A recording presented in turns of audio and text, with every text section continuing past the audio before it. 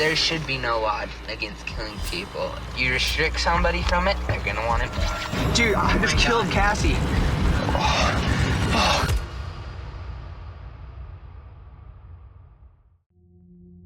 On September 22nd, 2006, Cassie Jo Stoddart was house-sitting for her aunt and uncle who were out of town. To help pass the time, she decided to invite over her boyfriend Matt, as well as their two male friends, Brian and Torey.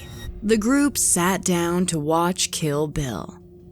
However, before the movie was over, Brian and Torey departed, saying that they wanted to catch a movie at the cinema instead. Cassie bid the pair farewell and settled back into the movie with her boyfriend, blissfully unaware that tonight was the night a long-planned, sinister plot was to take place, and that each second that ticked by as she sat inside the house brought her closer to her doom. Cassie's night was about to become a real-life horror film and a chilling lesson to the world to be careful who you trust. Be warned, the topics and footage shown in today's video are extremely disturbing. Let's get into it. Brian Lee Draper and Torey Michael Adamcik were best friends. Both born in 1990, only a few months apart. They met and became buddies when Brian moved from Utah to small-town Idaho, where the two teens would spend their days together as juniors at Pocatello High School. Both boys were somewhat of misfits, and though they largely kept to themselves, they bonded over their love of film and were, for the most part, one another's only close friends. Except, that is, for Cassie and Matt.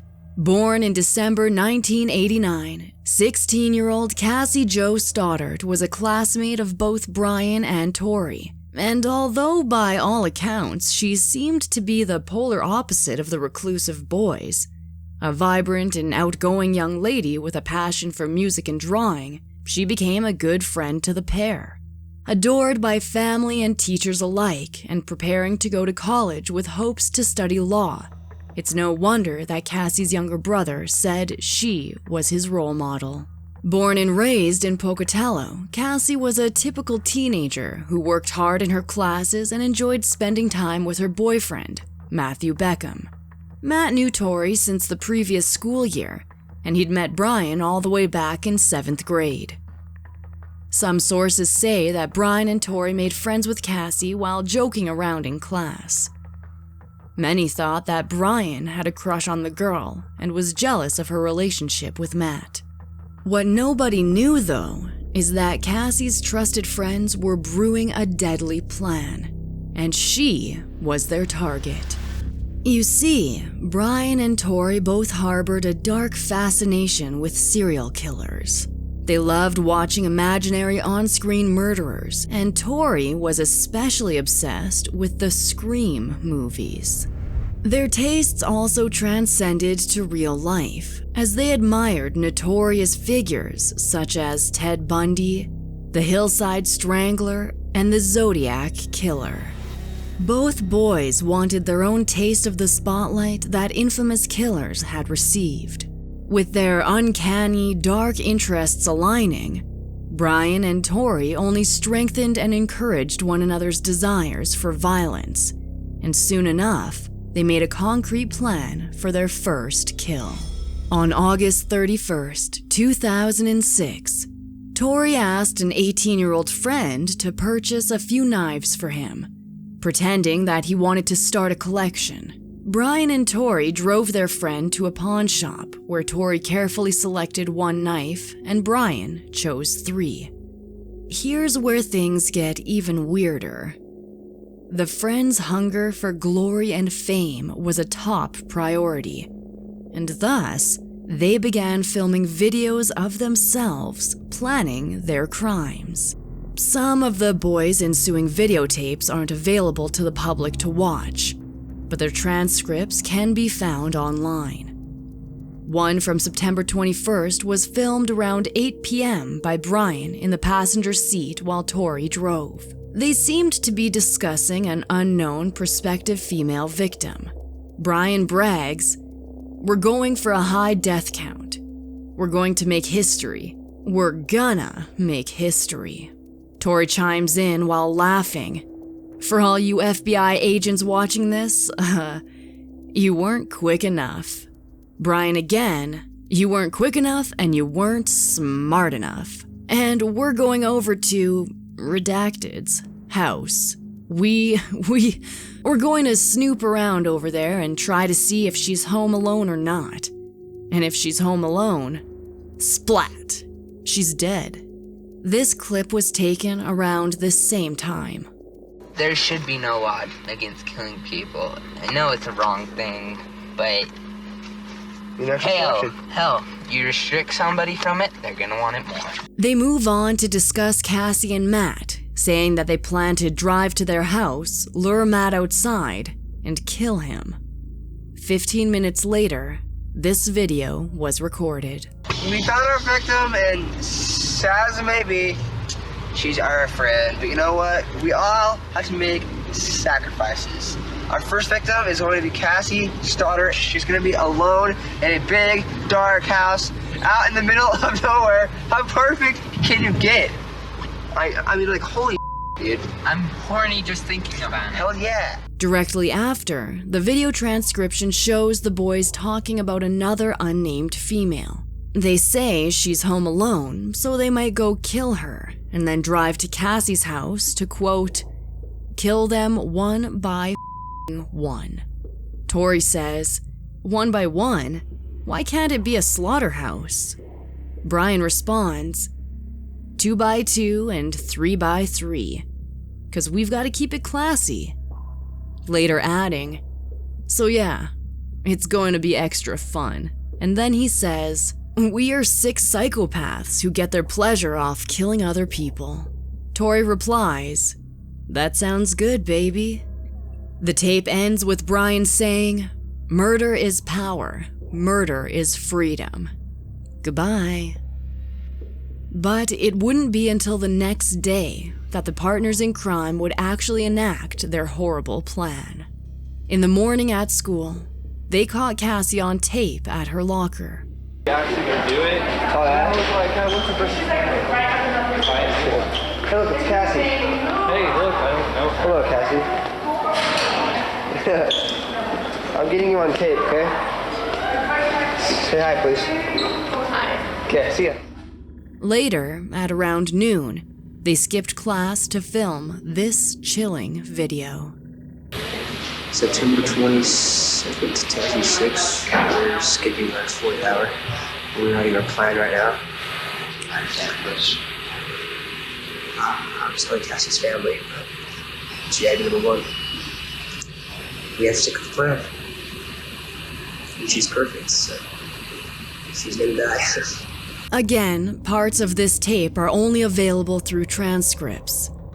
They apparently pause for a while, uttering, "She's watching us." Paranoid that a teacher is listening in, Brian loudly asks, "Number 2 is what?" Likely trying to feign a study session. Later, Brian says, "Yeah, if you're watching this, we're probably deceased. Hopefully this will go smoothly and we can get our first kill done and then keep going." The boys eerily wish good luck to future serial killers watching the tape and lament that they've tried to strike 10 times already, but their targets weren't home alone. But now, Brian says their patience is about to pay off. Later that night, Friday, September 22nd, Cassie got ready to fulfill the first night of her weekend-long house-sitting duty at the abandoned residence on Whispering Cliffs Drive in Bannock County. She didn't have much to do besides care for the family's 3 cats and 2 dogs, so she was grateful to have some company when Matt arrived. Later, they were joined by Brian and Torey. Before the group sat down to enjoy a film, Cassie gave her guests the grand tour of the home, showing them around all the rooms and even the basement. What Cassie didn't know was that Brian and Torey's eventual excuse of leaving to hit up the local movie theater was a complete lie. As the boys exited the home, they deliberately unlocked the basement door so that they could be able to re-enter undetected. The boys departed briefly, but not for long. They drove back to the neighborhood and parked down the street. In a videotape, Brian explained, "We're here in his car. Unfortunately, we have the grueling task of killing our two friends. Yep, we're really nervous right now, but we're ready." This clip is from the same videotape. It was 9:50, September 22nd, 2006. We know there's lots of doors. There's lots of places to hide. I locked the back doors. It's all locked. Now we just gotta wait. They talk about listening to Pink Floyd, calling them the greatest rock band ever, and say they've waited for this a long time. The boys donned specific costumes for their exploit, consisting of dark clothes, gloves, and white masks seemingly inspired by the Scream movies. Just as planned, they slinked back into the basement through the unlocked door. But they didn't attack right away. First, they wanted to gain some sick satisfaction out of scaring the couple. Cassie and Matt were still watching TV when they started hearing loud noises. These noises were made by Brian and Torey in a bid to lure their friends downstairs. They reportedly broke 2 ashtrays on the stairs leading down to the basement. But when this didn't work, the insidious intruders took it a step further, locating a circuit breaker and turning off the home's power. Still, although they were growing increasingly unnerved, Cassie and Matt did not venture downstairs to check out the strange occurrences. One of Cassie's uncle's dogs was freaking out, pacing back and forth and staring intently down towards the basement, barking and growling. But Cassie and her boyfriend never suspected that what the dog was sensing was their own trusted friends. As the couple didn't seem to be reacting, the boys restored some of the lights in the house. Despite their efforts to shake off the creeping feeling gnawing at them, Cassie and Matt just couldn't relax after all the bizarre signs.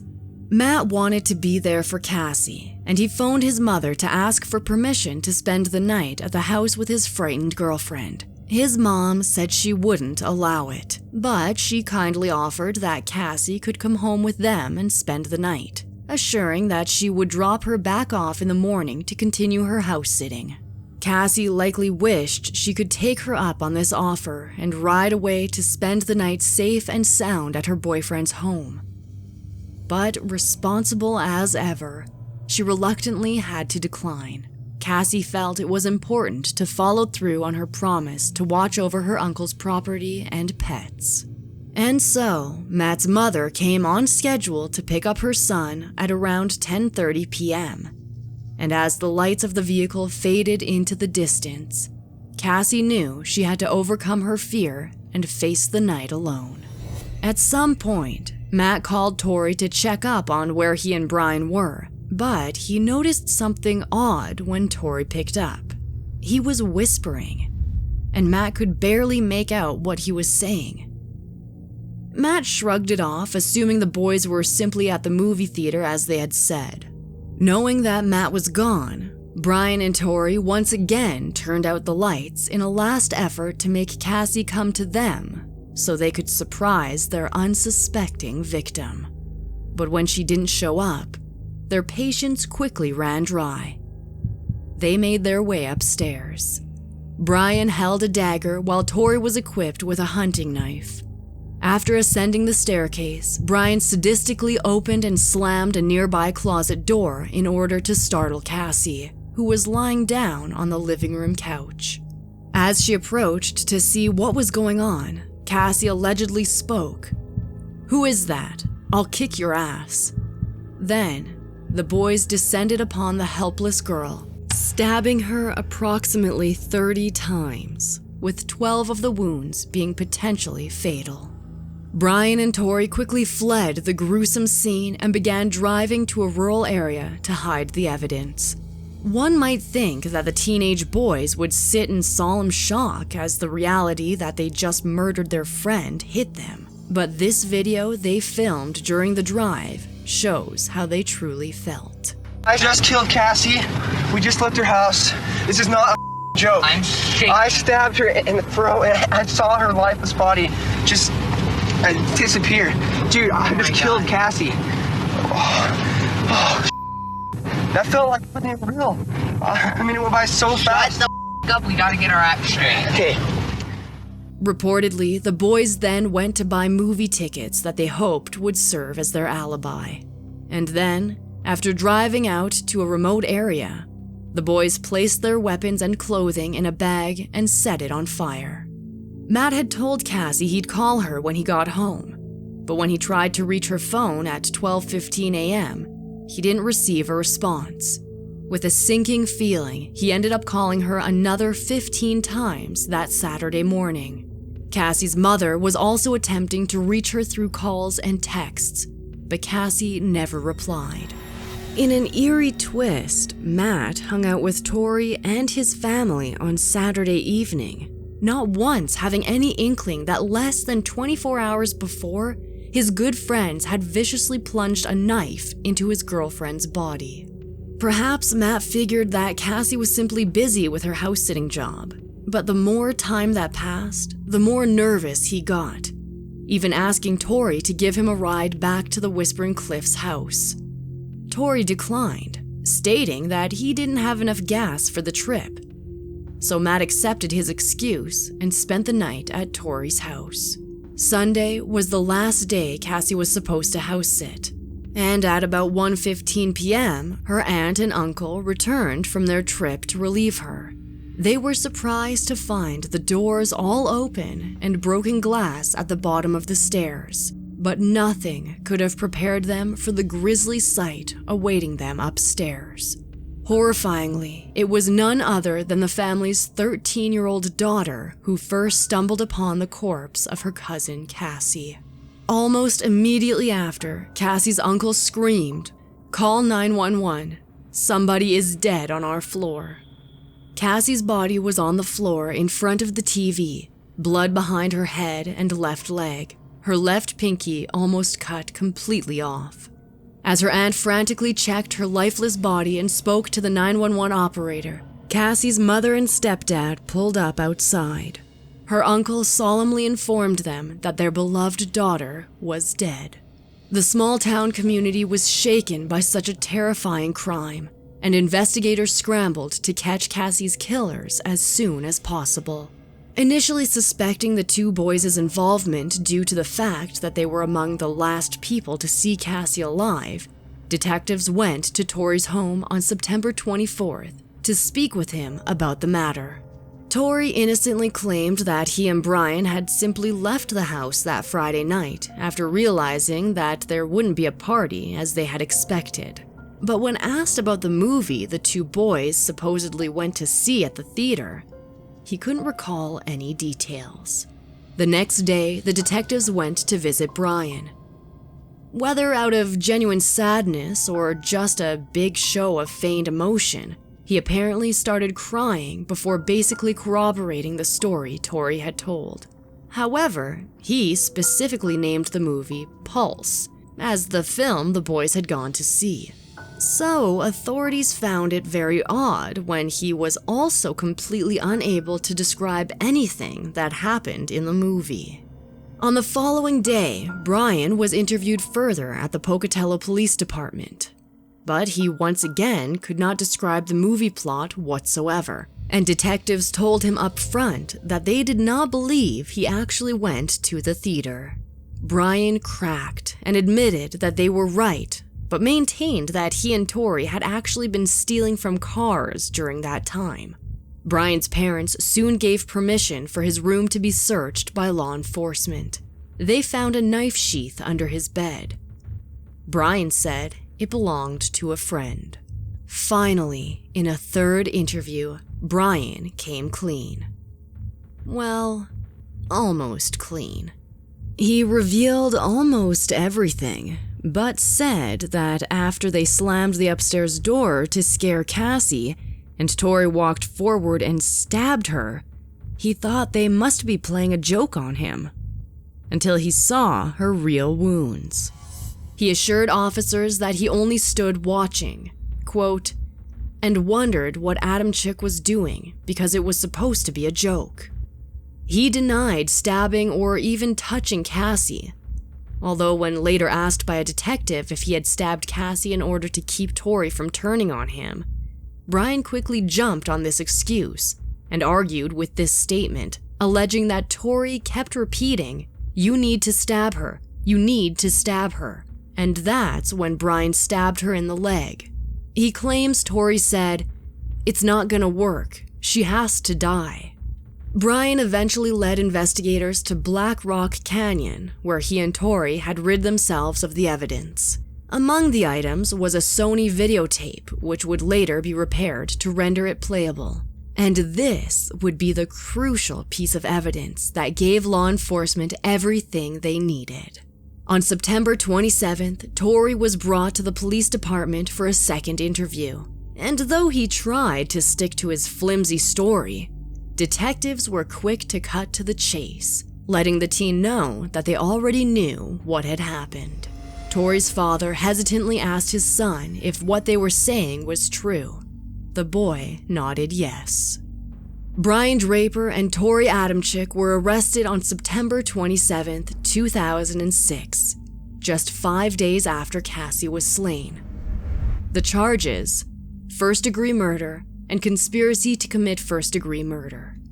At trial, the videotapes Brian and Torey had smugly recorded were shown as a demonstration of their meticulous planning and giddy excitement at the prospect of getting blood on their hands. The prosecution also emphasized the boys' disturbing fascination with the Columbine shooters and the Scream horror franchise. The case itself was dubbed the Scream Murder Case, due to the boys' fascination with the movies. On April 17th, 2007, Brian was found guilty. Torey was convicted on June 8th. Then, on August 21st, almost a full year since their crime, they each received a mandatory sentence of life in prison without the possibility of parole for the first-degree murder, and an additional 30 years to life as they were convicted of conspiracy to commit murder. In the car on the way to prison, the pals chose to sit together and chat, telling each other they had held no animosity towards one another, despite having turned against each other during interrogations to shift blame. The lieutenant driving them said, "They asked me a couple of times if I could let them go. We're just stupid kids, can't you let us go?"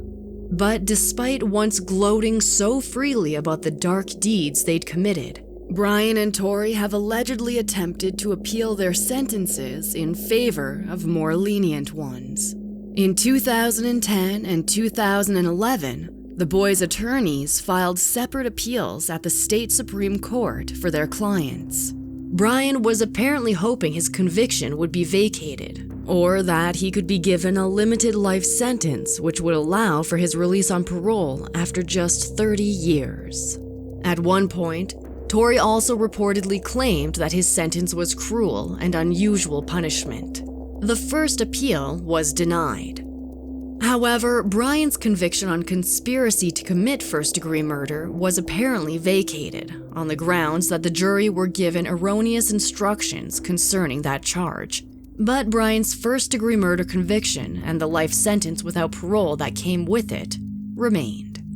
Years later, in 2015, Torey gained a hearing for post-conviction relief, at which he allegedly claimed that his former attorney had neglected to call upon character witnesses that Torey's parents had pushed for, the testimonies of whom they and Torey believed could have changed the outcome of the initial sentencing. The judge denied this request as well, and although Torey once again appealed this decision in 2017, the Idaho Supreme Court similarly rejected his attempts. Torey was still persistent, and in 2018 filed a federal writ of habeas corpus and allegedly further argued that he should be entitled to a new sentencing hearing because of a 2012 U.S. Supreme Court ruling, which determined that mandatory sentences of life without the possibility of parole are unconstitutional for juvenile offenders, even in cases of murder.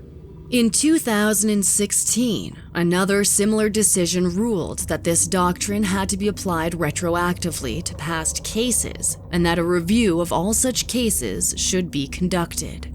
As many as 1,500 cases nationwide will be given a second look due to this decision, including that of Brian and Torey, under the presumption that youths with developing brains are capable of change. Looking forward, it is entirely possible that Brian and Torey's cases will receive updates as they are given a second look.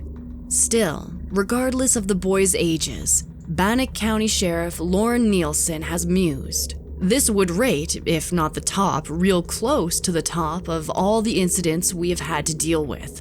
Senseless, premeditated killing for the thrill of killing.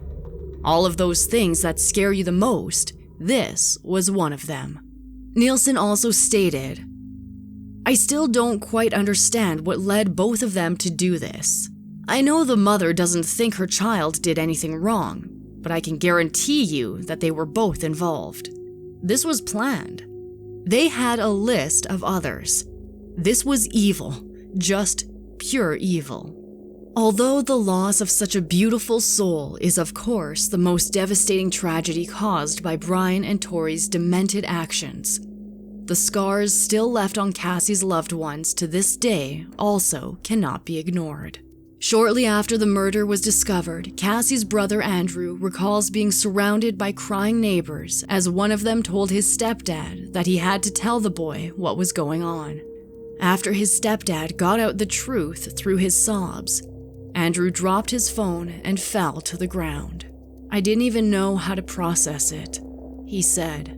"I thought, is this really going on right now? I just broke down." After that, he didn't return to school for weeks, and later said that it took the family years before they could even talk about the whole ordeal. As for Cassie's aunt and uncle, they had reportedly moved their family into the now notorious Whispering Cliffs residence just a year before the murder, and they had been ecstatic to make memories in their dream home. Despite the new carpet and fresh paint adorning the once cozy home, the couple says they never wanted to go back there.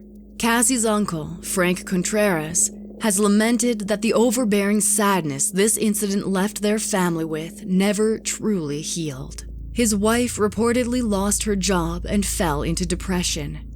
Frank explained, "I had to pick up a second job. Medication alone was $300 a month. The first 2 years were the worst. It was our dream home, and it turned into a nightmare." Frank's stepdaughter later attempted to end her own life after having a breakdown related to the trauma of stumbling upon Cassie's remains. The family desperately wants to leave the home behind and start fresh, but although they have put the house on the market every single year, no offers have been made as of a 2014 report. According to the Idaho State Journal, quote, "Each member of the family claimed to have had an unexplained encounter in the home. It is unclear how the broken family is faring these days." Some who knew Brian and Torey assert that they never would have imagined that the normal teenage boys could be capable of such deplorable crimes. Cassie's case is a chilling one, and it really makes you wonder what dark secrets those you think you know could be hiding just under the surface.